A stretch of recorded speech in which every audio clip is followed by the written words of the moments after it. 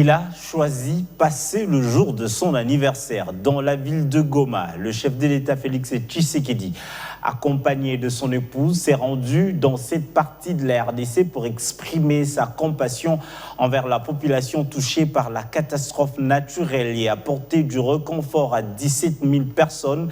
Il a promis de superviser les opérations de relogement de la population avant de se rendre à Beni à Kasidi où il rencontrera probablement le président ougandais Yoweri Museveni. Retour en image sur l'arrivée du couple présidentiel dans la ville volcanique. La terre a cessé de trembler à Goma et les laves dévastatrices ont arrêté leur course vers le centre-ville.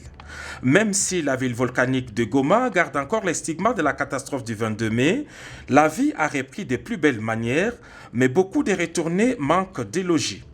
C'est pour manifester sa proximité affective et effective avec cette population que le chef de l'État, Félix-Antoine Tshisekedi Tshilombo et la distinguée première dame Denise Nyakeru sont arrivés à Goma ce samedi en début de soirée.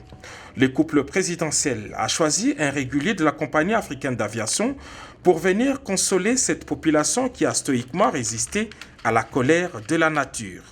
Sur le tarmac de l'aéroport de Goma, le président de la République et son épouse ont été accueillis par les gouverneurs militaires des provinces avant de traverser la haie d'honneur formée pour la circonstance. Députés nationaux, sénateurs, ministres, notables et autres dépositaires des pouvoirs d'État sont venus saluer le couple présidentiel en mission de compassion dans le Nord Kivu. Malgré l'obscurité, la population massée à l'aérogare de Goma a manifesté sa joie de voir le premier citoyen venir à sa rescousse. Un bain de foule qui témoigne du degré d'affection de cette population à son président de la République très attentionné par l'essor de sa population. Ainsi qu'il l'avait promis, le chef de l'État, Félix-Antoine Tshisekedi Tshilombo, est revenu à Goma pour suivre de plus près l'opération d'assistance humanitaire à quelques 1700 personnes, dont 3500 maisons ont été détruites par le volcan Nyiragongo.